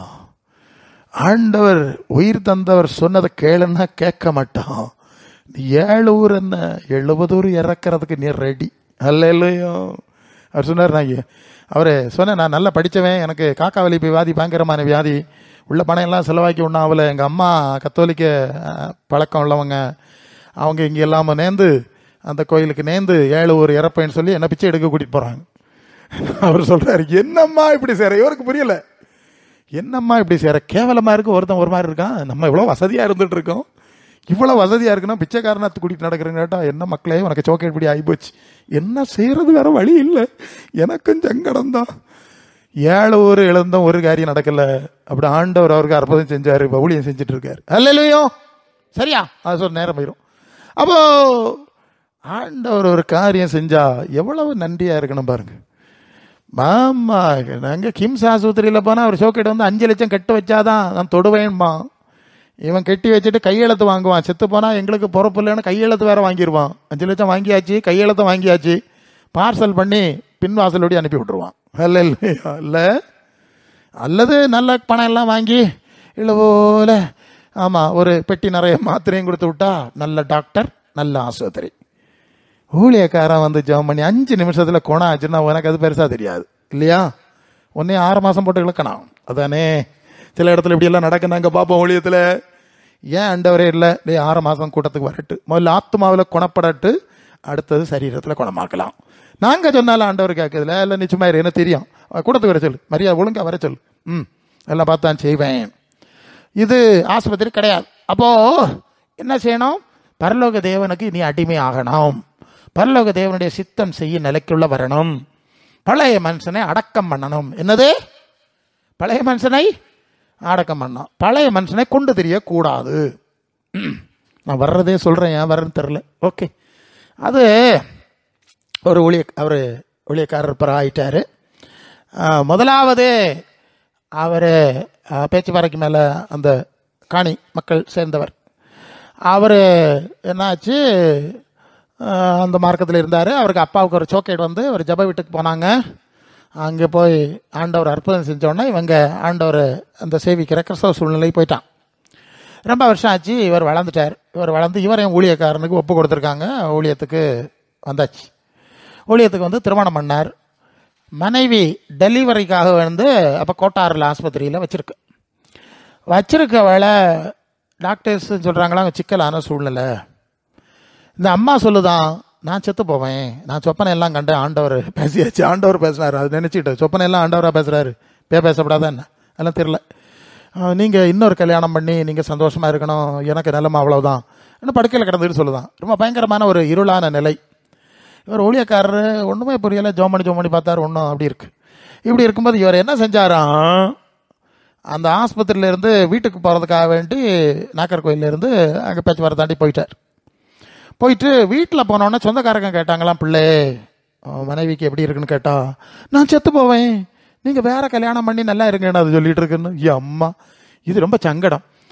இப்படியே சொன்னாராம். உடனே அந்த குடும்பத்தார் சொன்னாங்களாம், அந்த வயசானவங்க சொன்னாங்களாம், பிள்ளை கவலைப்படாத பஸ், என்ன செய்யுது தலை விதி, நீ பிறந்த வேலையே உனக்கு ஜாதகம் எழுதியிருந்து பார்த்துக்க, முதல் மனைவி நிலைக்காது, 2ஆம் மனைவி தான் நிலைக்கோன்னு ஜாதகக்காரன் எழுதி தந்துட்டான் பார்த்துக்க அன்னைக்கு. கொள்ளாமா? இப்போ புரிஞ்சுதா? பாத்தியா, என்ன செய்யுது, விதியை மாற்ற முடியாது. இவருக்கு துக்கத்துக்கு மேலே துக்கம். இப்போ இவர் சரி திருப்பி ஆஸ்பத்திரிக்கு போறதுக்கு அங்கேருந்து வாராராம். பண்டு இப்போ அந்த பார்க்கை அடைச்சி கட்டி போட்டிருக்கு, முன்னால் திறந்து விட்ருக்கோம், அதுக்கு குறுக்க தான் நடந்து போவோம் நாங்கள் வழி. அதில் வந்து அந்த கைரேகை பார்க்குறவன், ஜோசியம் பார்க்குறவன் எல்லாம் வரிசையில் இருப்பான் வழியில். போனால் எங்களை கூப்பிடுவான், கைரேகை பார்க்குறேன், ஜோசியம் பார்க்குறேன் எல்லாம் கூப்பிடுவான். அதில் படம் எல்லாம் வரைஞ்சி வச்சுருப்பான். இவரும் ஷார்ட்டாக குறுக்க அப்படி தான் போனோம், எல்லோரும் அப்படி தான் போவோம். இவர் அப்படி போனா இவரை பார்த்து கூப்பிட்டான். கையறை பார்க்குற மாறுமையா கூப்பிடுறான்னு கூப்பிட்டா இவர் ஊழியக்காரங்கிட்டார்ல, கையறையெல்லாம் பார்க்கறதில்ல. அது பழைய காலம். பழைய காலம் குறி சொன்னாங்க, எல்லாம் சொன்னாங்க அவங்களுக்கு இருந்து. இவரை கடந்து போயிட்டாரு. கடந்து போனோடனே அந்த கைரேக்காரன் சத்தம் போட்டு சொல்றான், யோ 2 பொண்டாட்டிக்காரரே இங்க வாருமையா. என்ன செய்யணும் புரிஞ்சுதா? அடி மேல அடி, இடி மேல இடி. சில வேளை அப்படிதான் சொல்லிக்கிறோம். ஆமா, ஜோசியன் சொன்னான்ல, அந்த ராப்பாடி சொன்னான்ல, இப்போ ஜோசியனும் ஜாதகமா ராப்பாடி எல்லாம் சொல்லிட்டு கேட்குறீங்களா? சீஸ் கட் ஃபேன் ரீசன் அட்டார் சீசஸ் name yeah come on. So இப்போ சொல்லியாச்சு. இவருக்கு ஒன்றும் ஓடலை, ஓட்டம் நடக்கலை. நேர ஆஸ்பத்திரி போனார். அங்கே போய் மனைவிக்கு பெட்டுக்கிட்ட போய் முழங்கால் போட்டார். ஆண்டவரே, நான் பழைய மார்க்கத்தில் இருந்து இங்கே வந்து எவ்வளோ நாளாச்சு. ஞான ஸ்நானத்தினால பழைய மனுஷன் அடக்கம் பண்ணியாச்சுன்னு சொன்னாவ. இது புதிய மனுஷனாக்கம். கிறிஸ்து மரித்தோர்லேருந்து இழந்தது போல புதிதான ஜீவனாக்கம்னு சொன்னாவ. கிறிஸ்துக்குள்ள இருந்தா பழைய மனுஷன் இல்லை புதிய மனுஷன்னு சொன்னாவ. இப்ப பழைய ஜாதகம் எல்லாம் ஏன் எங்க தொடருது? அவருக்கு நியாயமான கேள்வி தானே. அதெல்லாம் இருந்த உண்மைதான், ஜாதகம் எல்லாம் எழுதுனதுதான். இப்போ இப்படி வருது. அப்ப நான் என்ன செய்ய? அப்படி ஜோம் பண்ணிட்டு இருக்கும்போது அவருக்குள்ள ஒரு வசனம் வருது, பரப்புணுகிறவராகிய நான் பிரசவத்தை தடுப்பேனோ, ஏசாயாவில் இருக்கு. அவர் சொல்லுவாரு, எனக்கு அந்த வசனம் எங்க இருக்குன்னு தெரியாது, ஏதோ எங்கேயோ இருக்கு மரட்டுன்னு வந்தது. அப்படியே ஜோம் பண்ணிட்டு இருக்கேன். அப்போ டாக்டர்ஸ் எல்லாம் வந்தாவலாம், என்ன எங்கே இருக்குதியா, வந்துட்டு போண்டிய தானே பொம்பளை வார்டு. ஸோ அவர் வெளியே போனாரோ. அவர் சொல்கிறாரு, என் மனைவிக்கு மட்டும் இல்லை, அந்த வார்டில் இருந்த எல்லாருக்குமே சுகப்பிரசவம் ஆகணும். அல்ல இல்லையோ, இன்னும் உயிரோடு இருக்கா.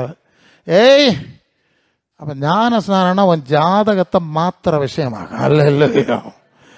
உன் பழைய ஜாதகத்தை எல்லாம் வெட்டி திருத்த விஷயம்னா பழைய மனுஷனை அடக்கம் பண்ணும். பழைய பாரம்பரியம், பழைய நம்பிக்கை, பழைய விசுவாசம், பழைய கொள்கை, பழைய வழிபாடு, பழசு எல்லாம் A to Z. பழையவன் சாவணும், அவனை புதைக்கணும். நீ புதிய மனுஷனா வாழ்றதுக்கு ஒப்பு கொடுக்குற அனுபவம் தான் ஞானஸ்நானம். இப்போ புரியுதா? பேக்க நோக்கி வந்துட்டு போனியண்ணா, இங்கே வந்து பேய போவோம். இப்படி பேயோட வந்திருப்பா, அங்கே வந்தோடனே அது அங்கே நின்றுடும். நான் இங்கே நின்றுடுவேன், வீட்டுக்கு போகிறவளை சேர்ந்து போகலாம். அல்ல இல்லையா, இங்கே வர முடியாது இல்லை, இங்கே வேற பிரச்சனை இல்லை. இங்கே சொன்ன ஒன்று நேரம் போயிடும். அதான் சொன்னேன். நீ இங்கே வந்துட்டு கூட்டத்தில் நல்லா இருக்குது, எப்படி இருக்குதியா? இப்போ நல்லா இருக்கேன், கூட்டத்தில் இருந்தவளை நல்லா இருக்கு, வீட்டுக்கு போனால் தான் அம்படும் பேயும். ஏன் ஒன்று அப்படி தேடி வருது? உனக்கும் பேய்க்கும் என்ன சம்பந்தம்? என்ன சொன்னீங்க? என்ன சொந்தக்காரலாம் சும்மா தேடி வர்றதுக்கு? நீ தேவனுடைய பிள்ளையா இருந்தா ஒன்றை எதுக்கு அவன் தேடி வர போறான்? இல்லை இல்லையோ. அதான் தேவ பிள்ளையா மாறுறதெல்லாம் சொல்லியிருப்பாங்க, வந்ததை ஷார்ட்டா சொன்னேன் இடையில, சரியா? அப்படி தேவனுக்கு அடிமைகள், தேவ சித்தம் சேர ஒப்பு கொடுக்கிற அனுபவம் தான் தேவனுக்கு அடிமையானது. அப்ப தேவனுக்கு அடிமையானா அடுத்தது என்ன நடக்கும் தெரியுமா? அப்போஸ்தலர் 5:32 தேவன் தமக்கு கீழ்ப்படுகிறவர்களுக்கு தந்தருளின பரிசுத்த ஆவி சாட்சி. அல்லேலூயா. இயேசு ஞானஸ்நானம் பெற்று கரையேறினார். பரிசுத்த ஆவியானவர் அவர் மேல் இறங்கி என்ன சொன்னார் தெரியுமா? என்ன சொன்னாரு? இவர் என்னுடைய நேசகுமாரன், இவர் மேல் பிரியமா இருக்கிறார். ஏங்க, பரிசுத்த ஆவியின் வல்லமையினால தானே பிறந்தாங்க மரியாளுக்குள்ள. 12 வயசுல அங்கதானே நின்னாங்க தேவாலயத்துல.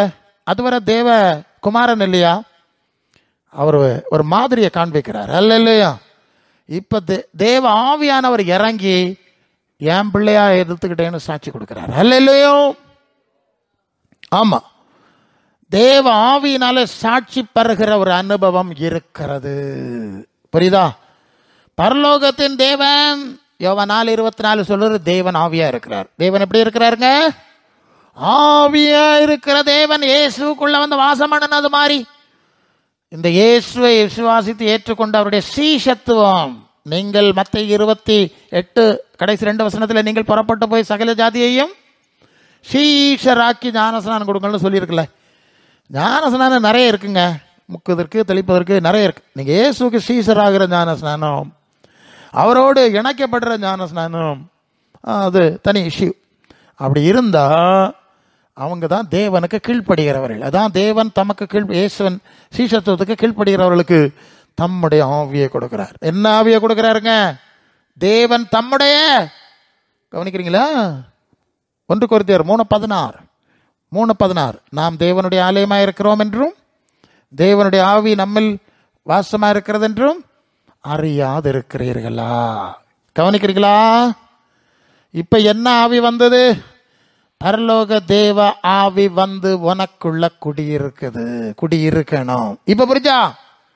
இப்ப என்ன ஆச்சுன்னா, பழைய அண்ணன் வாராரு. யாத அண்ணு? பழைய பிசாசு. சும்மா போட்டு அலக்கழிச்சுட்டே இருந்தல, இந்த பழைய பிசாசு திருப்பியும் வருது. வந்து பார்த்தா 1 யோவான் 4:4 சொல்லுது, உலகத்தில் இருப்பவனிலும் உங்களில் இருப்பவர் பெரியவர். டேய், பெரிய ஆள் இருக்கு, பெரிய தேவன் இருக்கு, அப்புறம் உங்கள்கிட்ட வர முடியுமா என்ன? அல்லேலூயா.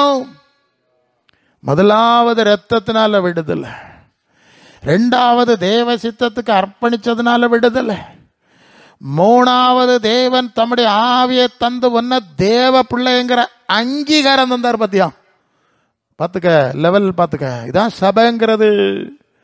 கோபுரங்கள்லாம் வேறு, கூடாரங்கள் வேறு, சபைனா வேறு. பிள்ளைய பத்து ரோட்டில் போட முடியுமா? அதுக்கு சோறை கொடுத்து, அடியை கொடுத்து, சட்டையை கொடுத்து, குளிப்பாட்டி வளர்த்து ஆளாக்கி விடுறது தானே குடும்பங்கிறது. அதான் கூடாரத்துக்கும் கோபுரத்துக்கும் சபைக்கும் வித்தியாசம். சரியா?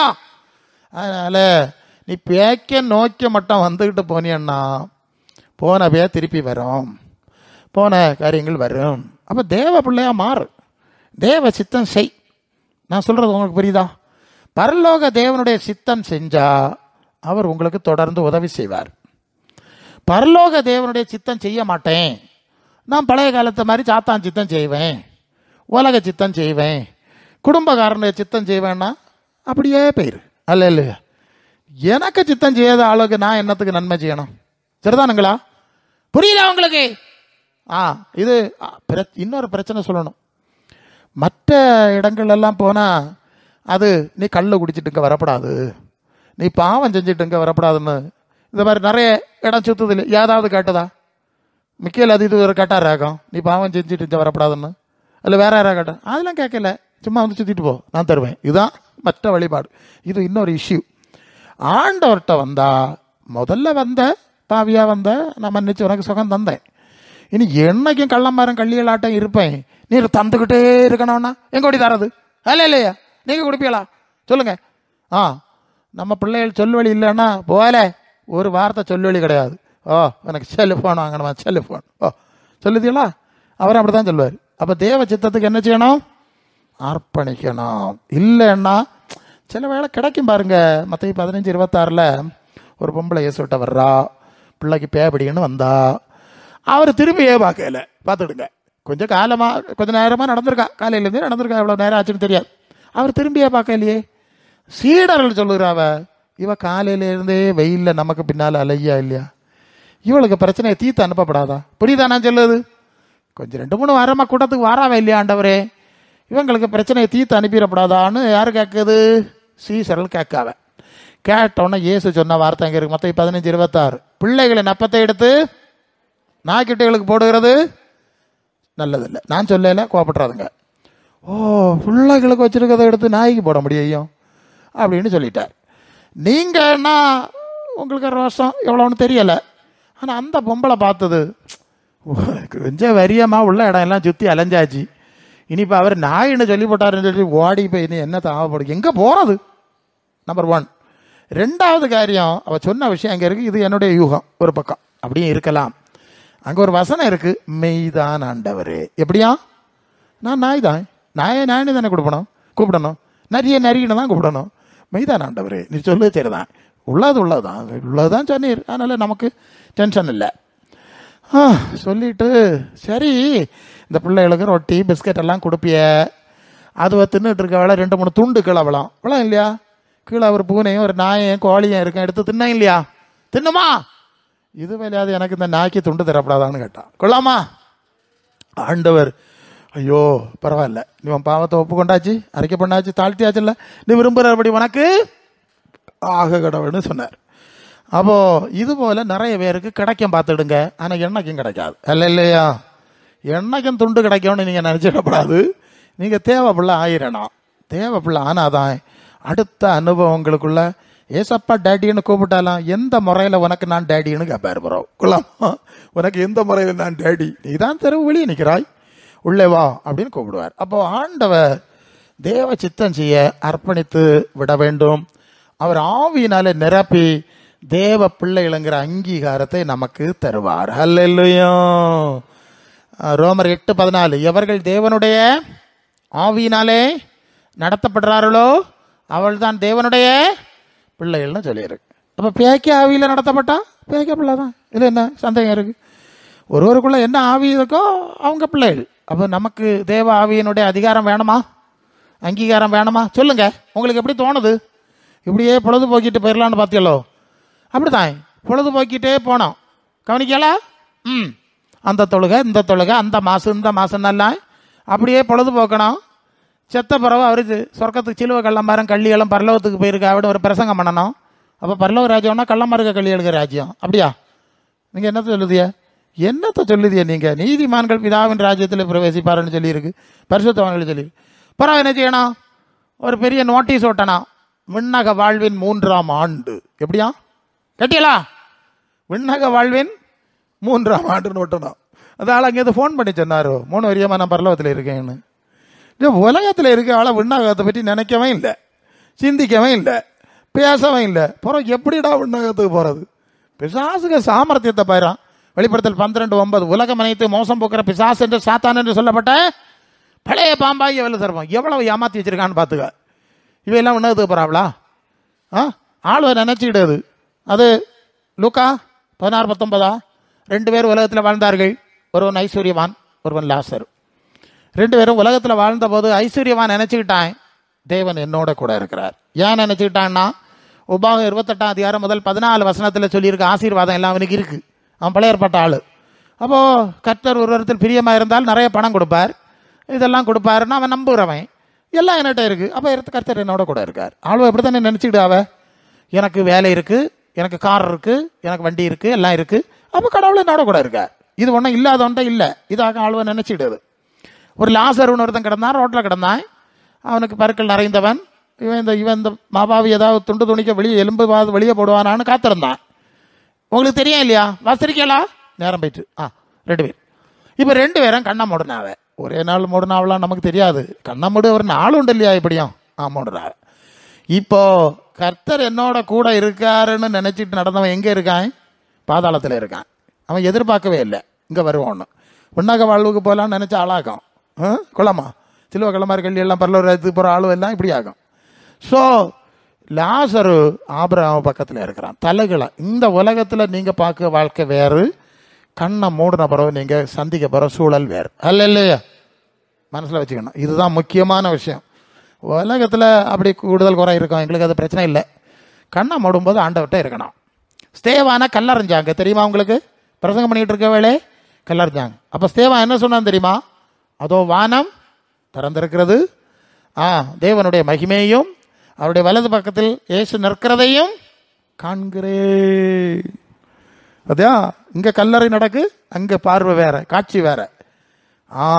கண்ணை மூடும்போது இயேசுவை பார்க்கணும்னா உலகத்தில் இருக்கும்போதே இயேசுன அதிர்ஷ்ட மாதிரி நடக்கணும். யோவான் 10:27-28 நாடுகள் என் சத்தத்துக்கு செவி கொடுக்கிறது, அவை எனக்கு பின் செல்லுகிறது, நான் அவைகளை அறிந்திருக்கிறேன், அவைகளை என் கையில் இருந்து ஒருவனும் பறித்து கொள்ள முடியாது, நான் அவைகளுக்கு நித்திய ஜீவனை கொடுக்கிறேன். நீங்கள் இயேசுவோடு நடக்குதுங்களா? அதான் சீசத்துவம்னு சொன்னேன். இயேசுவோடு நடக்குதுங்களா? இல்லை ஆத்திரத்துக்கும் பாத்திரத்துக்கும் இயேசுவேன்னு கூப்பிடுதெல்லாம்? மற்ற 7:21 பிதாவின் சித்தப்படி செய்கிறவனே பரலோக ராஜ்யத்தில் பிரவேசிப்பான். என்னை கர்த்தாவை கர்த்தாவின் ஆராய்ச்சாலும் சரிதான், உங்களுடைய நாமத்தில் அற்புதம் நடந்தது, சோக்கேடு தீர்ந்தது, வீடு கிடச்சிது, வேலை கிடச்சிது, இப்படி எல்லாம் சொன்னாலும் அக்கிரம செய்கைக்காரரே என்னை விட்டு அகன்ற போங்கள்னு சொல்லுவேன். இங்கே ஒரு விஷயம் முன்னால் வருது, கவனிக்கிறீங்களா? இயேசு நாமத்தில் சுகமாகிறது வேறு, மற்ற ஆசீர்வாதம் கிடைக்கிறது வேறு, பரலோகத்துக்கு போகிறது வேறு. இது ரெண்டு விஷயம். பரலோகத்துக்கு போனோம்னா பரலோக பிதாவுக்கு சித்தம் செஞ்சா போகலாம். போனதுனாலையோ, வியாதி குணமானதுனாலையோ, வீடு கட்டுறதுனாலையோ, உங்கள் ஜெபத்துக்கு பதில் கிடைச்சதுனாலையோ பரலோகத்துக்கு போக முடியாது. இது ரொம்ப முக்கியம். அது உலகத்தில் கிடைச்சது. நீங்கள் அங்கே போவிய, ஆண்டவரே ஜோம் பண்ணி தானே நீர் தானே சுகம் தந்தீர். தந்தேன். இப்ப செத்து தானே இங்க வந்திருக்கா? அது நான் ஜோம் பண்ண எனக்கு வீடு தந்தீர். தந்தேன். இப்ப வீட்டை போட்டுட்டு தானே இங்க வந்திருக்கா?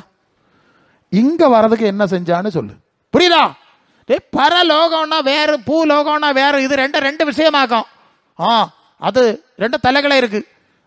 ரெண்டு எஜமானுக்கு ஊழியம் செய்ய முடியாது, தேவனுக்கும் உலக பொருளுக்கும் ஊழியம் செய்ய முடியாது. உலகத்தில் இருக்க மாதிரி ஆடி முடிச்சுக்கிட்டு அங்கே போய் ஆடலான்னு யாரும் நினைச்சிடக்கூடாது. அது வேற தலைகளை. உன் கேரியை நீ தேவனோடு ஐக்கியத்தில் வாழ்ந்தியா? தேவ ஆவியினால் நடத்தப்பட்டியா?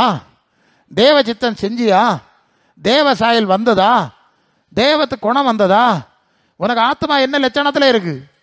எப்படி உனக்கு ஆத்மா தேவ சாயல்ல இருக்குதா, சாத்தா சாயல்ல இருக்குதா? குணம் மாற இல்லையே, பிரவர்த்தி மாற இல்லையே, சாயல் மாற இல்லையே. பிறகு எப்படி சத்தப்புறம் மாற போறா? சாவது வரைக்கும் ஒரு பிரவர்த்தியில் இருந்த பிறகு சத்தப்புறம் மாறாது, அதுதானே தொடரும். அதனால இதெல்லாம் ஏமாத்து வித்த, இப்படி எல்லாம் போக முடியாது. தேவ சித்தம் செய்யணும். அதனால தான் இரத்தத்தினால விடுதலை தர்றார், மனம் திரும்புதல்னால விடுதலை தர்றார், ஆவியை தர்றார், அவருடைய வசனத்திலே நடத்துகிறார். அல்லேலூயா. என்னில் அன்பா இருந்தால் யோவான் 14:23 என் வசனத்தை கடைபிடிப்பான். யோவான் 14:15 நீங்கள் என்னில் அன்பா இருந்தா என் கட்டளைகளை கடைபிடிங்க. அப்ப இயேசு நான் வசனத்தை வாசிங்க, அப்பதான் ஆவியானவர் வருவார். நான் ஷார்ட்டா போனேன். வசனத்தை படிச்சு கீழ்ப்படிஞ்சாதான், கீழ்ப்படிய ஒப்பு கொடுத்தாதான் தூய ஆவியின் அங்கீகாரம் கிடைக்கும். சும்மா கூட்டத்துக்கு வந்தா கிடைக்காது. நீங்க காணிக்கை கொடுத்தா 10 கொடுத்தா 100 தருவார் அவர் உங்களுக்கு. பரலோகத்துக்கு போக முடியாது. இப்ப புரியுதா? வேறுபாடு இங்கே இருக்கு. பாஸ்டர் ஜோம் பண்ணாரு, உங்களுக்கு சுகம் ஆச்சு, பரலோகத்துக்கு போக முடியாது. நீங்க காணிக்கை கொடுத்திய 100 கொடுத்திய 1000 தந்தாரு, பரலோகத்துக்கு போக முடியாது. இது மாதிரி எத்தனையோ நன்மை இது ரெண்டு விஷயம். பரலோகத்துக்கு போறதுக்காகும் மனம் திரும்பு, குணப்படு, பழைய அனுபவத்தை விடு, புதிய சிருஷ்டியா மாறு, புதிய ஆவியினால் நிரப்பப்படு, புதிய சாயல எட, புதிய மகிமையின் மேல் மகிமை அடைந்து மறுரூபம். இதெல்லாம் எதுக்கு வச்சிருக்குன்னா பரலோகத்துக்கு போறதுக்கு. நீங்க நல்லா புரிஞ்சுக்கணும். நிறைய கூட்டங்களும் கூடாரங்களும் கோபுரங்களும் இருக்கு, நிறைய ஆளுவ போகுது, நிறைய புதுமைகள் எல்லாம் நடக்குது. ஒரு ஆளும் பரலோக ராஜ்யத்துக்கு போவாது. இதுதான் நீ புரிய வேண்டியது. இதுதான் மற்ற இடத்துக்கு இது இந்த இடங்களுக்குள்ள வித்தியாசம். புரியுதா? இது பரலோக ராஜ்யத்துக்கு உன்னை கொண்டு சேர்க்கிற இடம். புதுமை எல்லாம் நடந்து பிறகு மண்ணில் கொண்டு புதைச்சி மலர் வளையம் வச்சுதா? புதுமை நடந்து எல்லாம் செத்தாவே இல்லையா? லாசர்வே எழுப்பினார், அவனும் செத்தான். எல்லாரும் செத்து கடைசியில் ஒரு மலர் வளையம் கொண்டு வச்சுட்டு வேற என்னது செஞ்சாவ? இப்படி தானே செஞ்சாவ. ஆண்டவர் சொல்லுவார், மரண பரியந்தம் உண்மையாயிரு, ஜீவ கிரீடத்தை உனக்கு தருவேன். உனக்கு மலர் வளையம் வேணுமா, ஜீவ கிரீடம் வேணுமா? நான் நேராக தான் பேசுறேன். எனக்கு ஒன்று சுத்து எனக்கு இந்த அப்படி ஆண்டவர் சொல்லலை. மலர் வளையம் வேணுமா, ஜீவ கிரீடம் வேணுமா சொல்லு. ஒரு இடத்துல நான் என்ன பிரதிக்கு மாதிரி கூட்டிகிட்டு போவேன். ஒரு வீட்டு கூட்டத்தில் அடிக்கடி மாதத்துக்கு ஒருக்கா அங்கே ஒரு கூட்டம் வைக்கணும். அவங்க சிஎஸ்ஐ பீப்புள் பிரச்சனை இருக்குது, ஜோம் பண்ண. அப்போ அவர் ஜோம் பண்ணுவார். அப்போ சுவிசேஷம் பிரசவம் பண்ணி என்ன கூட்டிகிட்டு போவார். நான் இப்படி தான் பிரசவம் பண்ணேன். உனக்கு மலர் வளையம் வேணுமா, ஜீவ கிரீடம் வேணுமா? ஏன்னா நீங்கள் நினைக்க வேறு பிள்ளைகளையும் இஸ்ரவேலுக்கு உண்டாக சமாதானத்தையும் காண்பானோன்னு கனவு ஒன்றும் காணாண்டாம். யாக்கோபு 4:14 சொல்லுது, நாளை நடப்பது உங்களுக்கு தெரியாது. எப்படி நாளை நடப்பது உங்களுக்கு தேவனுக்கு சித்தமானால் உயிரோடு இருந்தால் இது இதை செய்வோம்னு சொல்லணும். அப்படி தான் எங்களுக்கு படிப்பிச்சிருக்கு. அதனால் அதெல்லாம் வேண்டாம். அவருக்கு சித்தமானா வைப்பார், இல்லைன்னா எடுத்துருவார். நமக்கு தெரியாதல்ல. அவருக்கு சித்தம் செய்யாத ஆளை என்னத்துக்கு வைக்க போறாரு? அவருக்கு பயன்படாத ஆளை என்னத்துக்கு அவர் வைக்கணும்? சாத்தானுக்கு செய்வோம்னு சொல்ல ஆளை என்னத்துக்கு வைக்கணும்? சத்தியத்துக்கு விரோதமாக செயல்படுற ஆளுக்கு அவர் சோரெல்லாம் கொடுத்து வைப்பாரா? அது பெரிய பிரச்சனை உள்ள விஷயம். அது பேசினா நேரம் போயிடும். இல்லையா? எஸ். அப்போ நான் இப்படி சொன்னேன். அப்புறம் கொஞ்ச நாள் கழிஞ்சு இந்த பிரசங்கார் என்ன அங்கே கூட்டிகிட்டு போகல. வேறு இடங்களுக்கெல்லாம் அங்கங்கெல்லாம் போவோம். அங்கே கூட்டிகிட்டு போகல. நானும் கண்டுக்கிடல. நான் எனக்கு என்ன பிரச்சனை இல்லை. எனக்கு காத்துக்கிட்டே இருப்பேன். ஆண்டவர் என்ன செய்யணும், ஏதாவது ஒரு வழி பறக்கும், அந்த லைனில் போவேன். இல்லைன்னா நான் இறங்கி இப்படி போவேன். இந்த பற்றிலாம் வந்து நிற்கேன். இப்படி போவேன், எனக்கு ஒரு வழி திறக்கும். அப்படி தான் சொல்லியிருக்கு. இவர் கொஞ்ச நாள் கழிச்சு திருப்பியும் அந்த பக்கத்தில் ஓடி போக வேண்டிய ஒரு சூழ்நிலை வந்து, அப்போ நான் கேட்டேன், இங்கே ஒரு குடும்பத்தில் ஒரு வீடு உண்டு இல்லையா, நம்ம அடிக்கடி இங்கே வருவேன், நானும் வந்து பிரசங்கம் எல்லாம் பண்ணியிருக்கேன் இல்லையா, எப்படி இருக்காவ? அப்போ தான் கதையை சொல்லுவார். நல்லா கேட்டுடுங்க. என்ன கதை சொல்லுவாருன்னா, அது பாஸ்டர் அந்த அம்மா சொல்லிச்சது, இந்த பிரசங்கார் அடிக்கடி மலர் வளையமா ஜீவகிரீடமா, மலர் வளையமா ஜீவகிரீடமானு பேசுறாரு. எனக்கு பயமா இருக்கு. எப்படி எனக்கு பயமா இருக்கு. இவ பயந்தோடனே மலர் வளையம் வச்சாம விடுவாவளோ? என்னத்த ஆளோளுக்கு எண்ணத்தை பாருங்க. வாரத்துக்கு 3 தடவை டாயிங்னு அடிச்சுக்கிட்டே இருக்கு கோயிலில். இப்போ நான் அதை கேட்டாலே போய் மணியை நிறுத்துங்க எனக்கு பயமா இருக்கு சொல்ல வேண்டியதானே போய் இந்த இப்படி இந்த மாதிரி ஒன்றா மணியெல்லாம் அடிச்சப்படாது, இந்த மாதிரி விட்டு விட்டு அடிச்சப்படாது, எனக்கு கேட்க பயமா இருக்கு. அங்கே சொல்லல, நான் நீ மலர் வளையம் அது சரியா திருந்துன்னு சொன்னால் அது கஷ்டமாயிடுச்சு, அதனால இவரை கூப்பிடலை, நானும் போகலை. அப்படியா பாஸ்டர், இது போட்டு எனக்கு வேலை தேவையில்லை. நான் கேட்டேன், பிறகு என்ன நடந்தது? அந்த அம்மா செத்து போச்சு, மலர் வளையம் வச்சுட்டாங்க. கொள்ளாமா ஒரு மலர் வளையம் வருது, மலர் வளையம் வருது, நீ ஜீவகிரீடத்தை வாங்குங்க ரெடி ஆகணும் ஆவியானவர் பேசியிருக்காரு, எனக்கும் தெரியாது. கொள்ளாமா இதாக அங்கே நடந்துட்டு இருந்திருக்கு. நான் மலர் வளையம் வேணுமா இது வேணுமா, நீ சீக்கிரம் முடிவாடு, ஆண்டவர் தேடு, சீக்கிரம் சீக்கிரம் சீக்கிரம்னு அதுக்கு சோக்க எடுத்துடணும், சாவாம இருக்கணும். சாவாம இருந்துக்கிடலாம், சாவாம அதொன்னும் உட்காது முதல்ல தேவச்சித்தம் செய், தேவராஜ்யத்தை நீதியும் தேடு, அது பிறகு வச்சா வச்சுட்டு இல்லைன்னா அவருக்கு ராஜ்யத்தை கொண்டு போட்டு அதுக்கு தானே இந்த வச்சிருக்காரு. இப்படி எல்லாம் இருக்கு, உங்களுக்கு புரியுதா? அதனால மலர் வளையான்னு நீங்கள் பயப்படுத்தலாம், பயந்தாலும் வரோம், அது ஒன்றும் தடுக்க உனக்கு பயம். முடிச்சு முடிச்சு முடிச்சு இன்னும் வந்த சமயம் முடிச்சு, அதான் வந்துக்கிட்டே இருக்குது பிரச்சனை தான்.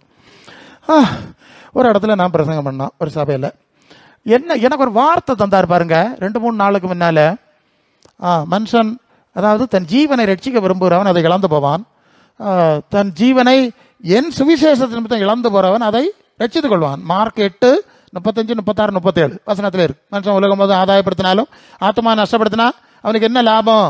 ஒரு மண் கல்லறையும் ஒரு மலர் வளையமும் கிடைச்சான், ரீத்து மலையாளத்தில். இந்த வசனம் வந்துகிட்டே இருந்து நான் உடனே அந்த வசனத்தை தியானிச்சு வச்சுட்டேன். இது எங்கேயோ நான் பேசணும், அவ்வளோதான். அடுத்த ஒரு பிரசங்க சொன்னார், இங்கே வருங்க பேசணும். அவர் அங்கேயும் இல்லை, நான் இருக்க மாட்டேன், எல்லாம் நீங்கள் முடிச்சிருக்கேன். சரி, நான் இந்த வசனத்தை பேசினேன். கிறிஸ்தவர்கள்னு பேர் 30 வரியா 40 வரியா 50 வரியா கிறிஸ்தவர்கள்னு பேர். ஆவி உள்ள கூட்டமும் இருக்கு, ஆவி இல்லாத கூட்டமும் இருக்கு. ஆளுகளுக்கு இன்னும் சாவு பயம் போகல. என்னது போகல? எல்லா கூட்டமும் ஆவி கூட்டத்திலையும் இந்த லட்சணம் இருக்கு. பாவம் பயம் இல்லை, சாவு பயம், சாவு பயம் பயம்னு இருக்கு. இது என்ன ரட்சிப்பு? மரண பயத்தினாலே இருந்தவளை விடுவிக்கும்படி இயேசு பலியானார் இல்லையா? நமக்கு என்ன பயம்? செத்தா அவர்கிட்ட போக போறோம், விசுவாசிக்கு இருக்கலாம். இப்படியே பிரசங்கம் பண்ணி எல்லாம் முடிச்சாச்சு. முடிஞ்ச உடனே ஜோம் பண்ணக்கு வந்தாவ அந்த பாஸ்டரில் நான் தான் ஜோம் பண்ணோம். அப்போ அதில் 2 சீனியர், அந்த சபையில் உள்ள சீனியர் விசுவாசி, above 50, 50க்கு மேலே, நான் முடிக்கிறேன், 50க்கு மேலே வயசில் உள்ள 2 சீனியர் விசுவாசி வந்தாவ. அப்போ நான் கொஞ்சம் என்னடா சீனியர் ஆளு ஜோம் பண்ண வந்துருக்கு, உங்களுக்கு என்னத்துக்குமா ஜோம் பண்ணணும்னு சொன்னால் அது ஒரு சொல்லுவாவ, எனக்கு மரண பயம் பாஸ்டர். கொள்ளாமா கொள்ளாமா எனக்கு மரண பயம். அப்படியா? எனக்கு ஒன்றும் சொல்ல வழி இல்லை, எனக்கு அப்படி இருக்கு இப்படி இருக்கு. சரி, அவங்களுக்கு ஜோம் பண்ணியாச்சு. அடுத்த ஒரு பொம்பளை வந்து, அதான் சீனியர் விசுவாசி, உங்களுக்கு என்னன்னு கேட்டா எனக்கு மரண பயம் பாஸ்டர். சபையில் விசுவாசி இது மாதிரியாக்கும் இப்படி இருக்கப்படாது நீங்க, சரிதானே? அது இயேசுவோடு நடந்தா இது வராது, கூடுதல் குறைகள் இருக்கும். அதனால சாவுக்கு சொல்லல, கர்த்தர் நமக்கு இத்திரியோ கடமை இருக்கும், பொறுப்பு இருக்கும். நானும் எனக்கு பேர பிள்ளைகள் இருக்கு, நான் தாத்தா, நான் சன்னியாசியா என்ன அப்படியெல்லாம் கிடையாது. ஸோ அதுக்கெல்லாம் ஆண்டவர் உதவி செய்வார். ஆனாலும் ஆண்டவர் நமக்கு ஒரு நிச்சயத்தை தரணும், பாவம் மன்னிப்பு நிச்சயம். அந்த நிச்சயம் உண்டாகத்தக்கதா நீங்க கொஞ்சம் ஆண்டவரோட நடக்கணும். வெறும் பேக்க நோக்கி வந்துட்டு போனா நோய் சுகமான ஆளெல்லாம் செத்து போனா அவளை என்ன செய்யுது? அடுத்தது நமக்கு அங்கே போனோமே. ஆகவே நித்திய ஜீவனை அடையும்படி, இயேசு இருக்கிற இடத்துக்கு செல்லும்படி, அந்த பூரண ரட்சிப்பின் அனுபவங்களை அடையும்படி நீங்க தொடர்ந்து ஓடணும். ஓடுவீங்களா? ஒரு நிமிஷம் சீசட் தலை தாழ்த்துவோம். சல்லபர ரிகி நிவீட்டா அன்னர சந்தர பரதகன எல்லாரும் ஒப்பு கொடுங்க.